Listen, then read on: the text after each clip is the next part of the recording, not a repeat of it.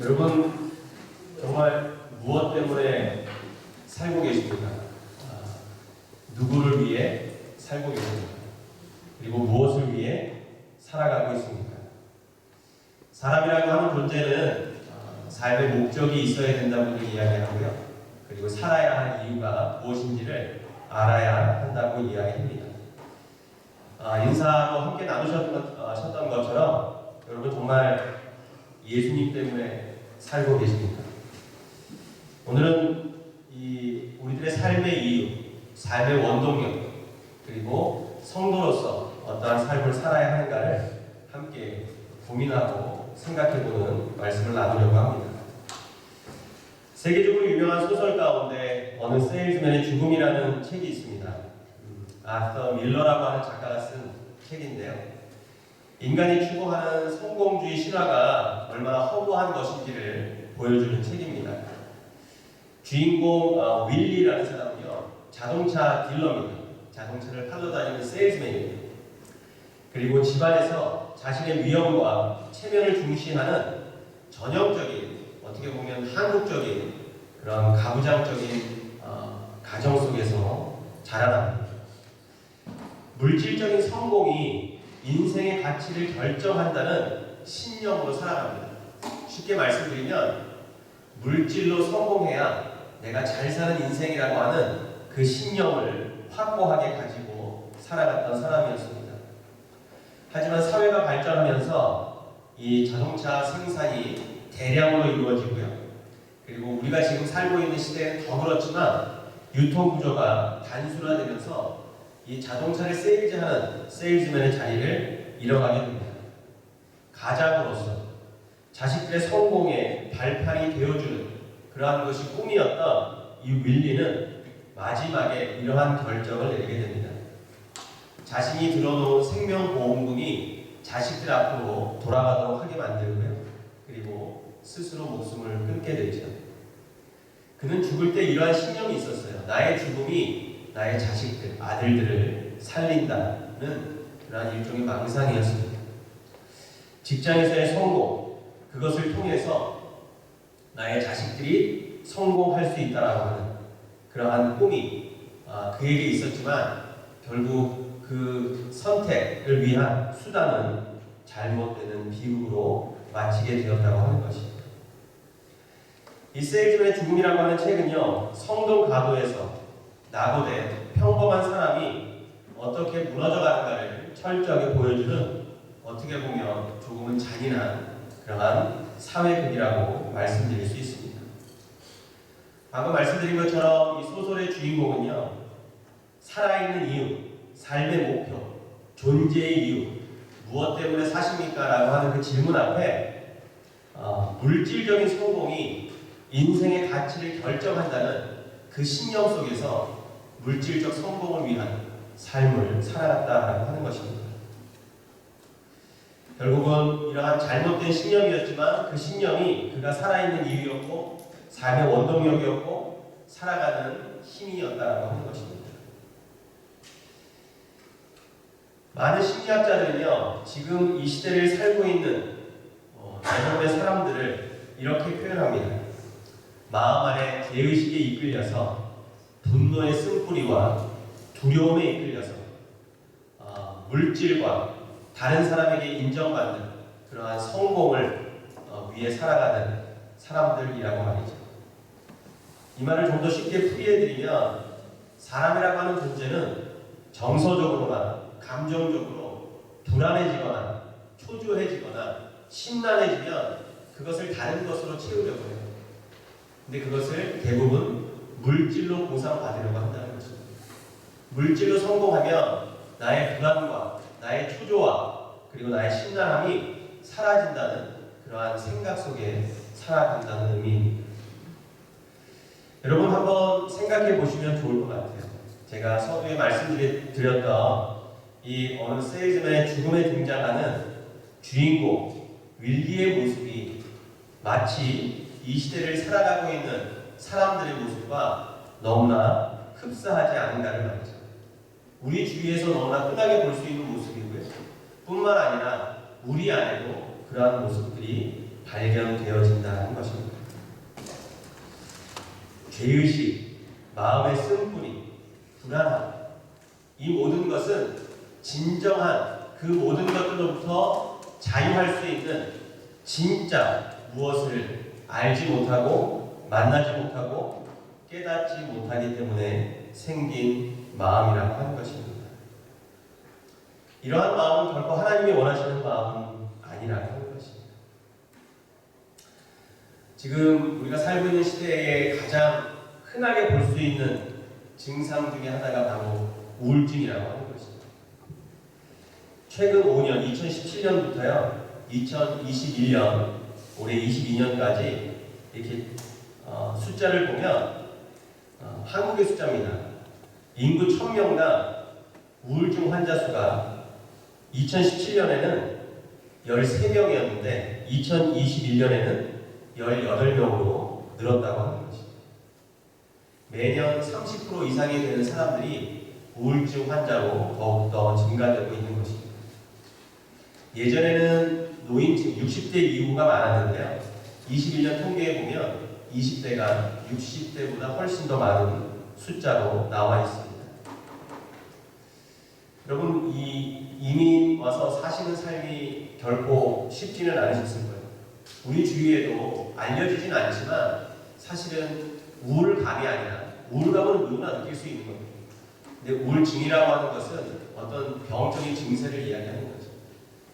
이런 우울증에 대한 환경 속에서 살아가는 분들이 의외로 많다고 하는 것입니다. 나이가 들면서 가장 부담되는 것 중에 하나가 건강이죠. 그리고 경제적인 여건도 사실은 우리의 불안의 요소가 될 수 있습니다. 그리고 혼자 된다는 외로움 역시 어떤 불안의 요소일 수 있죠. 저도 건강을 잃고 보니까 제일 먼저 찾아오는 게 우울한 마음입니다. 이 우울한 마음을 어떻게 할 수가 없더라고요. 이 마음이 한번 딱 들어오니까 뭐 마음이라고 하는 것이 내가 하지 말라고 해서 하는 것이 아니라 뭐 내가 마음을 먹어서 되는 것도 아니고 이 어떤 우울하게 다가오는 이 감정을 사실은 우리 스스로 인간의 어떤 힘으로는 참 매니지하기 어렵습니다. 그래서 이러한 것들이 말씀드린 대로 건강이라든지 경제적 여건이라든지 외로움이라든지 이런 것들이 채워지지 않을 때 삶이 우울해집니다. 그리고 우울감이 심해지면 말씀드린 것처럼 우울증으로 병이 진행될 수밖에 없다고 하는 것입니다. 다시 말씀드리지만 여러분, 지금 우리가 살아가고 있는 이 하루하루가 어떤 의미에서는 결코 쉬운 하루하루가 아닐 수 있다는 것. 그렇다면 우리는 무엇 때문에 살아야 하고 무엇을 붙잡고 살아야 하고 그리고 우리가 살아있는 이유, 살아가는 이유를 무엇으로 설명하고 표현해야 할까? 참으로 다행인 것 중에 하나는요, 우리는 하나님께 속해 있는 성도라고 하는 사실입니다. 우리가 하나님께 속해 있지 않다면 이런 환경 속에서 우리 다른 생각을 할 수 있고요, 다른 판단을 할 수 있고 다른 선택을 할 수 있는 것입니다. 그러나 우리는 하나님 안에 있기 때문에 하나님이 우리에게 주신 목적을 분명하게 알고 살아간다면 그 목적이 우리를 분명하게 건강한 삶으로, 그리고 영적인 삶으로, 그리고 하나님이 원하시는 삶으로 인도해 낸다고 하는 것입니다. 그래서 성도로서 먼저 집중해야 할 것은 하나님께서 나를 만드신 목적, 하나님께서 나를 이 땅에 살게 하신 목적, 그리고 하나님께서 나를 통해 이루실 그 목적을 깨달아 사는 것입니다. 이렇게 말씀드리니까 여러분 머릿속에서 생각나는 책 한 권이 있죠. 그렇죠? 수년 전 우리 많은 그리스도인들이 읽혔던 목적이 이끄는 삶이라고 하는 책입니다. 이 책에 보시면 하나님께서 우리들에게 주신 그 목적을 추구할 때 그 목적을 추구하는 사람들의 삶 속에 드러나는 선물과도 같은 특징들이 있습니다. 5가지 유익에 대해서 이야기하고 있는데요. 하나님께서 우리에게 주신 그 목적이 우리의 삶을 이끌어갈 때 첫째, 우리는 삶의 의미가 설명되어진다는 것입니다. 여태까지 제가 여러분에게 말씀드린 것입니다. 그리고 둘째는요, 이 목적을 알면 우리들의 삶이 단순해진다는 겁니다. 셋째, 목적을 알면 정확한 초점을 맞추는 인생을 살게 된다는 것입니다. 그리고 네 번째로 이 목적을 알게 되면 삶의 동기가 유발되고요. 살아있는 의미와 재미가 있겠죠. 그리고 다섯 번째, 목적을 알면 우리가 영원한 생명을 준비하는 삶을 살게 된다는 것입니다. 삶의 의미가 설명되고 삶이 단순해지고 어떤 한 곳에 초점을 맞추는 인생이 되고 삶의 동기가 유발되고 에너지가 계속 형성된다는 이야기겠죠. 그리고 이 생에서의 끝이 아니라 영원한 생명을 준비하는 삶을 살게 된다는 것입니다. 여러분, 우리는 하나님께서 우리를 만드신, 우리를 창조하신, 우리를 지으신, 그리고 우리를 이 땅에 살게 하신 분명한 목적을 가지고 사는 사람들이라는 사실입니다. 그리고 그 목적을 이루는 삶을 살 때 비로소 기쁨과 평안과 축복을 경험하는 삶을 살게 되는 것입니다.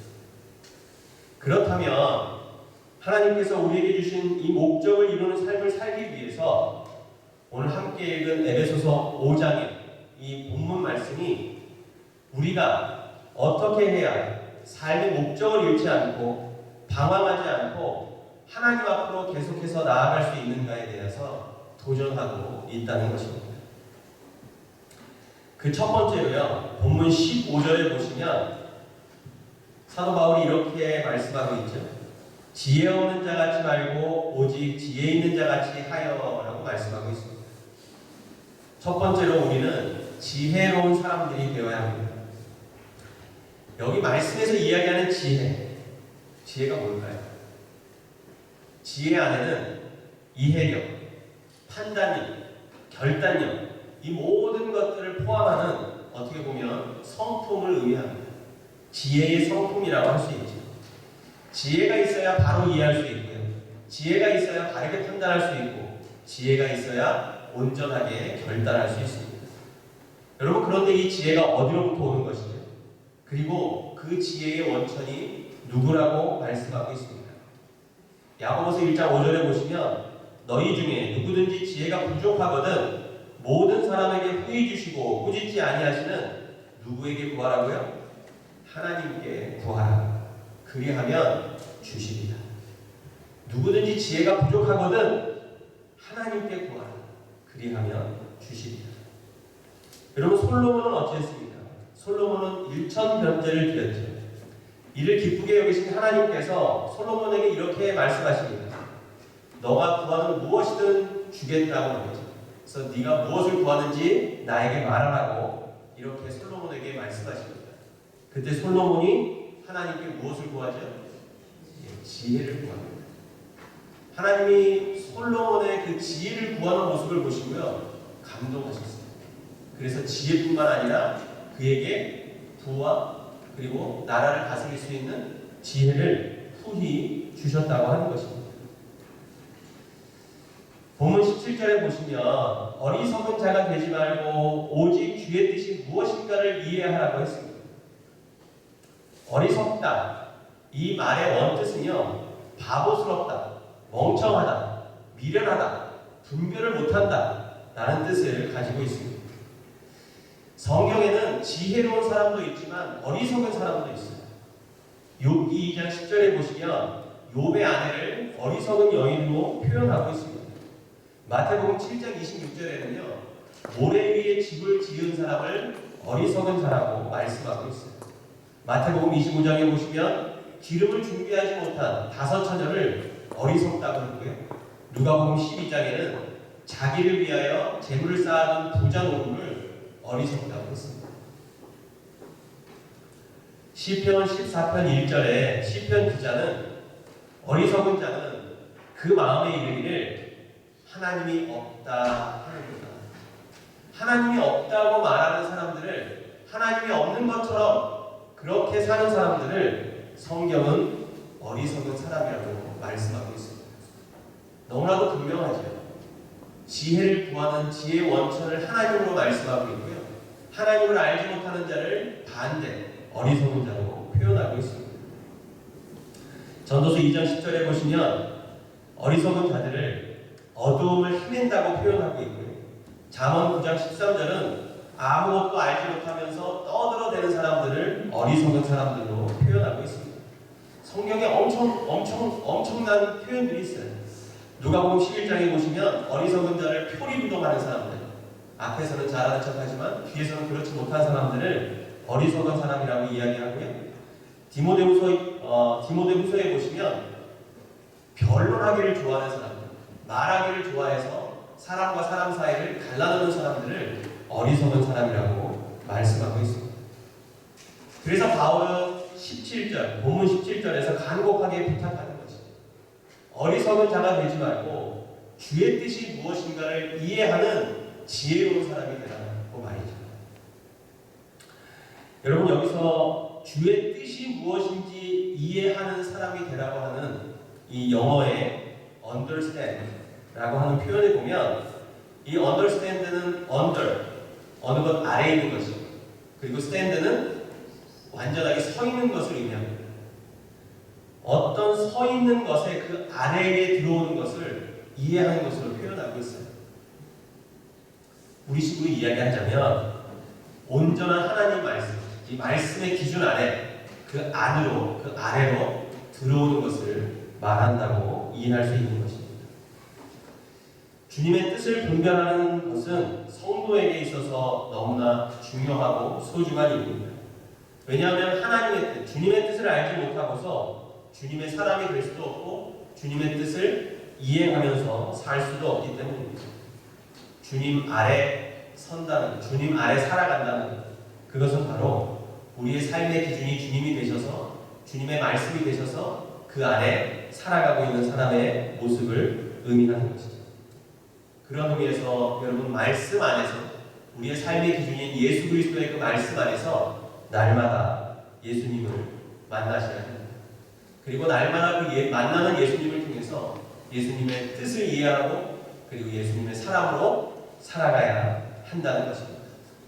지혜가 부족하거든 꾸짖지 아니하시고 후히 주시는 누구에게 구하라고요?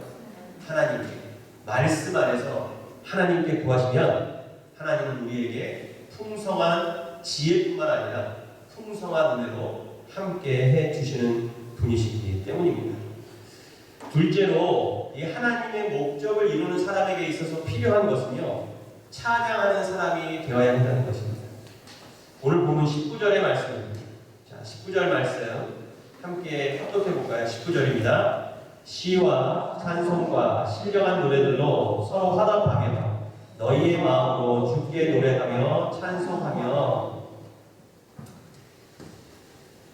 여러분, 노래와 시와 찬미와 신령한 노래를 하는 사람을 지혜로운 사람, 그리고 하나님의 목적을 추구하는 사람으로 표현하고 있습니다.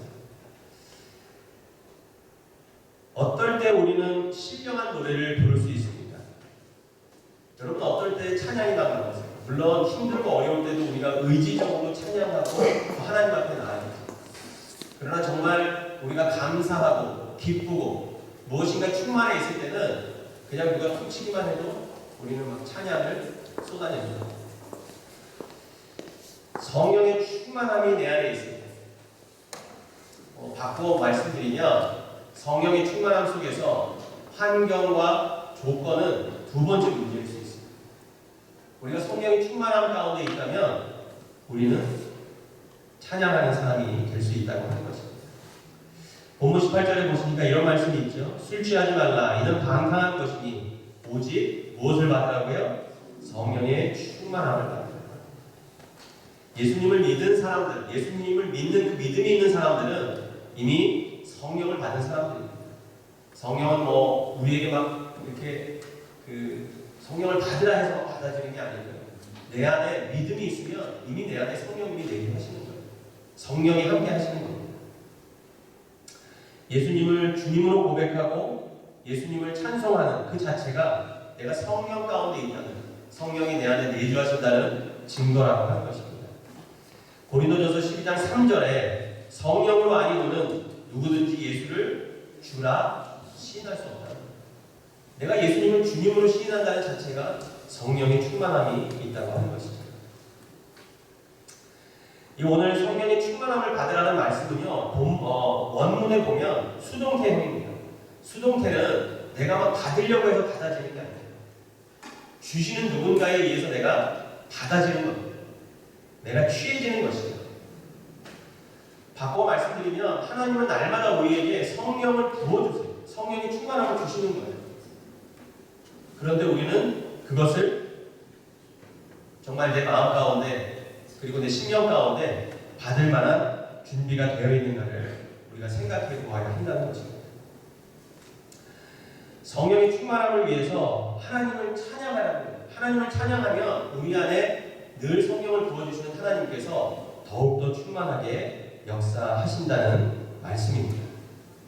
우리가 잘 아시는 것처럼 다윗이 이 사울을 괴롭히는 악귀가 있었을 때 찬양을 통해서 그 악귀를 쫓아내는 것을 볼 수 있고요. 바울과 실라가 찬양할 때 그들이 옥중 가운데 있었을 때 그 옥중의 문이 열린 것을 볼 수 있습니다. 저는 어렸을 때 무섭고 두려운 생각이 들면 찬송가를 불렀던 기억이 나요. 유행가를 알고 있었 유행가 대신 찬송이 먼저 생각나죠. 사실은 어른이 돼서도 여러분 어떤 극단적인 상황에 몰리면 성도들은 찬양을 하게 되어 있습니다. 왜냐하면 내 안에 하나님밖에 의지할 필요 없기 때문에, 그리고 하나님이 이 상황을 바꿔주시고 구해주실 것을 믿는 믿음이 있기 때문에 그런 것이죠. 여기서 한 가지 우리가 더 알아야 할 것은요, 찬양을 혼자 하지 말고 19절 아까 우리 읽은 말씀에 보면 서로 화답하라고 말씀하고 있습니다. 이 말의 뜻은 성도의 삶에는 찬양과 같은 대화가 있어야 된다. 우리가 서로 찬양하듯이 성도와 성도 사이에 대화하고 관계하라는 말씀입니다. 우리들의 삶의 목적이 하나님이시고 우리들의 삶의 목적을 주신 분이 하나님이시라면 우리들의 입술 역시 하나님의 목적과 뜻을 이루는 도구가 되어야 한다는 것입니다. 한번 상상해 보세요. 우리들의 대화가 그리고 우리들의 나눔이 서로 화답하듯이 찬양으로 화답하듯이 하는 그런 대화 나눔이 될 수 있다면 우리들의 관계와 그리고 우리들의 마음과 삶이 얼마나 더 좋아질지를 말이죠. 세 번째로 성경은 우리에게 말씀에 복종하는 사람이 되라고 이야기하고 있습니다. 본문 21절에 보시면 그리스도를 경외함으로 피차 복종하라고 말씀하고 있습니다.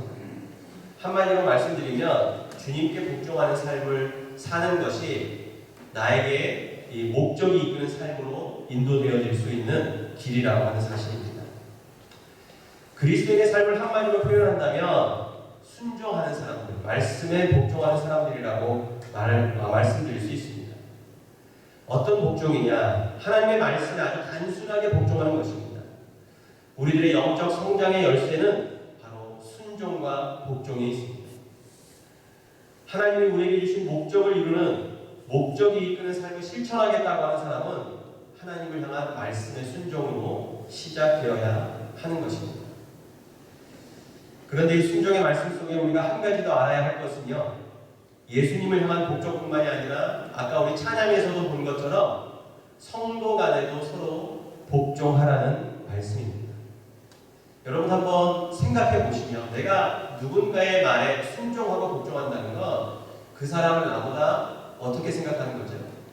더 높게, 더 권위자로, 그리고 더 어떠한 따라갈 만한 사람으로 생각하는 사람을 통해서 우리는 순종과 복종을 배우게 되는 것입니다. 쉽게 말씀드려서 이 서로 복종하라는 의미는 서로가 서로를 더 높게 여기고 더 존귀하게 여기라는 겁니다. 그런 마음의 상태가 되어야 서로에게 복종하고 또 서로를 존중해 줄 수 있기 때문입니다. 세상은 계속해서 성공을 이야기하죠. 우리가 서두에 이 말씀드린 것처럼 그게 어떻게 보면 세상의 신념입니다. 물질로 모든 것을 채울 수 있다. 물질로 모든 것을 해낼 수 있다. 그러나 우리는 그러한 세상의 신념이 아닌 하나님 나라의 믿음으로 사는 사람들입니다. 세상은 더 높아지려고 하지만 교회는 더 낮아져야 합니다.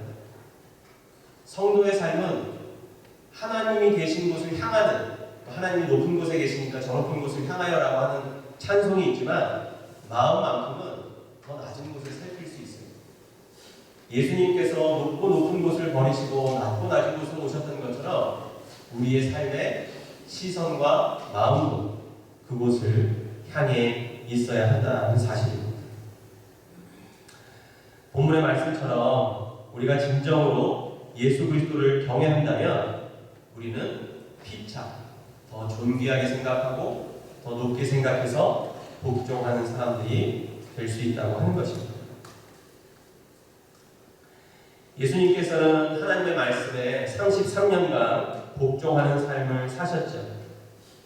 그리고 그 복종의 삶을 통해서 하나님의 뜻을 이루어 가셨다고 하는 것은 성도가 이 땅에서의 삶이 어떠해야 하는가를 보여주는 본보기라고 말씀드릴 수 있습니다. 여러분, 무엇 때문에 살아가십니까? 누구 때문에 살아가십니까? 만약에 우리에게 누군가 그런 질문을 한다면 우리가 처음 인사를 나눈 것처럼 예수님 때문에 살아가고 있습니다. 예수님 때문에 내가 삶의 이유를 가지고 살아가고 있습니다. 하나님께서 우리에게 주신 목적이 우리의 삶을 이끌어가기 위해서 우리는 지혜로운 사람이 되어야 하고, 그리고 우리는 서로 복종하는 사람이 되어야 하고, 그리고 늘 하나님을 찬양하는 사람들이 되어야 합니다. 오늘 에베소서 5장은 우리에게 말씀하고 있는 것입니다. 말씀을 마무리하면서 여러분에게 히브리서 11장 6절의 말씀을 나누면서 말씀을 정리하려고 합니다. 히브리서 11장 6절 말씀에 보시면 믿음이 없이는 기쁘시지 못하나니 라는 말씀으로 시작합니다. 믿음이 없이는 하나님을 기쁘시게 할 수 없다고 하는 것이죠. 하나님의 목적을 이루어드린다고 하는 것은 결국 하나님을 기쁘시게 해드리는 삶을 사는 것입니다. 그러기 위해서 우리에게 가장 중요한 것은 바로 믿음입니다. 믿음으로 시작합니다. 로마서 1장 17절에 복음에는 하나님의 의가 나타나서 믿음으로 믿음에 이르게 하나니 기록된 바 오직 의인은 무엇으로 산다고요? 믿음으로 말미암아 삽니다. 하나님을 믿는 믿음이 하나님께서 나에게 주신 목적이 무엇인지를 깨닫게 합니다. 하나님께서 나에게 주신 그 믿음이 더욱더 커지고 풍성해지면서 우리는 우리들의 삶 속에서 지혜와 찬양과 그리고 순종을 통해 하나님의 뜻, 하나님의 나라를 이루어가게 될 것입니다. 다시 한번 저희 여러분의 삶 가운데 하나님을 믿는 이 믿음을 통해서 하나님을 기쁘시게 하는 저와 여러분의 삶이 되시기를 주님의 이름으로 축복합니다. 예, 함께 기도하도록